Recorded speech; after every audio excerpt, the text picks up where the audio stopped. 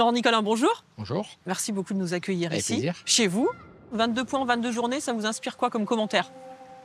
C'est pas beaucoup, mais que bon, c'est toujours ça de prix. Enchaîner les saisons en luttant pour le maintien, ça... Comment on le vit, fondamentalement pour C'est soi? plutôt, alors, je vais pas dire que c'est nouveau, mais ça fait deux saisons, parce que sinon les saisons d'avant, on était quand même toujours dans le top 10. Donc en ce moment, c'est le maintien. Après, c'est vrai qu'on aurait aimé être dans le top 10 et essayer de gratter quelque chose un peu plus haut, mais on va dire que la cassure du match de Clermont a fait beaucoup de mal dans les têtes et dans les esprits. Et je pense honnêtement que si le match avait été fini, était allé à son terme et qu'on avait gagné, je pense qu'on ne serait pas à cette position-là, on serait beaucoup plus haut. Mais bon, maintenant, c'est comme ça, on fait avec, on ne s'apitoie pas sur notre sort, il faut avancer, quoi. Le week-end dernier a fait du bien, j'imagine, Ouais. Permet de souffler et là de... Dors mieux. Voilà, vous dormez mieux, vous confirmez. Oui, tout à fait. Si on parle de la gestion financière, qu'est-ce qui est le plus important pour un club comme Montpellier? L'important, c'est d'avoir un budget équilibré parce que le club nous appartient à moi et à mon frère, donc à 99%. Donc on ne prend pas les sous pour prendre les sous, puisque s'il en manque, on les met. Donc c'est notre mode de fonctionnement. C'est vrai qu'on fait un peu un petit village gaulois, plus ça va. On fait partie des 4 ou 5 derniers clubs où on est à 100%. Club français, je sais pas si, ouais, si, club français. Avec des fonds propres en tout cas? Avec des fonds propres français, donc ouais, il faut gérer au quotidien financièrement, parce qu'on n'a pas un fonds qatari, on n'a pas un fonds jordanien, on n'a pas un fonds américain, donc on n'a pas ce moyen-là financier. Donc pour l'instant, on est très heureux comme ça. Alors peut-être que pour franchir un palier, il faudra peut-être un jour vendre vendre un peu quelque chose, mais bon, pour l'instant, on est pas, tant qu'on s'en sort comme ça, on continuera comme ça. Avec un héritage apporté aussi conséquent pour vous? Oui, parce qu'il ne faut pas décevoir la personne qui est partie, qui a créé ce club en 1974, un club de division d'honneur, l'amener au titre de champion de France. Donc c'est peut-être un club à part, mais avec ses spécificités, qui sont parfois bonnes, qui sont parfois mauvaises, mais c'est un club atypique, je pense, et sympathique, j'espère. Montpellier, ça fait des années que j'ai toujours été, dès que j'ai pu avoir l'autorisation d'y être, j'ai été sur le banc. Non, parce que je me sens, alors je ne sais pas si je me sens protégé, mais je me sens bien avec mes joueurs et mon staff. À votre place? Ouais, je suis pas bien en tribune. Oui. Et puis bon, après on est du Sud, on est un peu sanguin, donc peut-être en tribune, j'aurais peut-être plus de mal à me contenir, et surtout à l'extérieur. Comme avant le match, j'aime bien être dans le vestiaire avec mes joueurs et mon staff, ça doit me rassurer. Puis, ou alors que je crois aussi que ça doit les rassurer que je sois là. Je dois servir à rien, mais bon, c'est pas grave. Mais moi, je suis bien que là, quoi.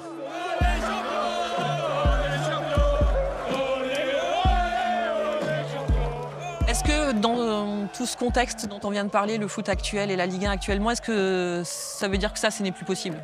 Qu'un club comme Montpellier soit champion de France, et comme vous l'avez vécu en 2012? De l'avoir été, je pense que c'est quelque chose d'assez incroyable avec le budget qu'on avait et l'équipe qu'on avait, même si c'est une équipe qu'on a construite avec René à l'époque sur 3-4 saisons. Donc on est arrivé, je pense, à un moment donné, à un pic avec une équipe quand même très performante, avec une ossature de beaucoup de gamins formés au club. Je ne pense pas qu'on puisse y arriver, mais après qu'on puisse créer une équipe et qui embête, enquiquine les gros et se mêler pour les embêter, oui, je pense on doit pouvoir y arriver. Après, c'est pas facile, c'est pas évident. On a toujours envie d'aller plus haut. Après, être champion, je pense que je le reverrai pas, non. Ça dit quoi de la Ligue 1 aujourd'hui, ça, finalement, que ce ne soit pas le gros club parisien qui remporte tous les titres? Oui, mais après, il y a quand même, je pense, des clubs comme Monaco, comme Lille, comme Marseille, comme voire Lyon, qui peuvent quand même rivaliser avec le Paris Saint-Germain. Après, quand tu as des budgets à 200 ou 300, je pense qu'à un moment donné, tu peux quand même... Voilà. Après, je ne vais pas dire plus. Non, mais après, je pense que... Voilà, parce que je n'ai pas donné de leçon, parce que vu ma situation, je n'ai pas donné de leçon, mais c'est vrai que moi, je n'ai pas du tout le même budget, donc je pense juste qu'à un moment donné, ça ne sert à rien de surpayer des joueurs à 500, 600 000, et à un moment donné, il faut peut-être avoir... Voilà, quand tu payes ces prix-là, il faut avoir peut-être des joueurs un peu meilleurs, quoi. Ah oui, le fameux 5-4.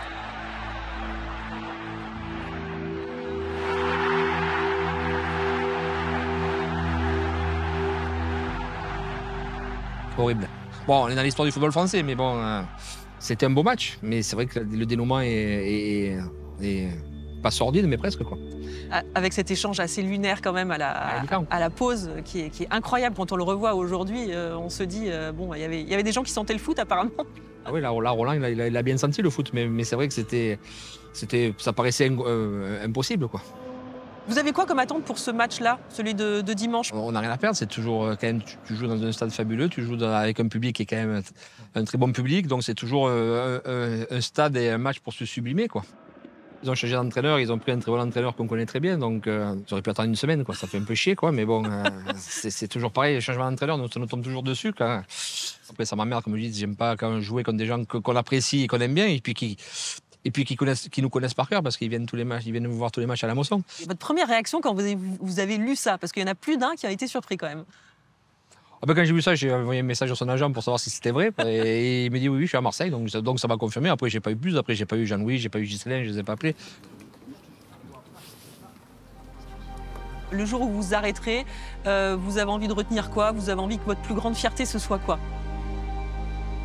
Ben, la fierté, c'est d'avoir rendu les gens heureux. Je pense que d'avoir amené le club champion de France, je pense que c'est quand même une grande fierté. Mais bon, j'aimerais quand même, avant d'arrêter, les ramener en Coupe d'Europe. Ça serait bien quand même de refaire un petit tour, une petite épopée en Coupe d'Europe. Ça serait quand même sympathique, quoi.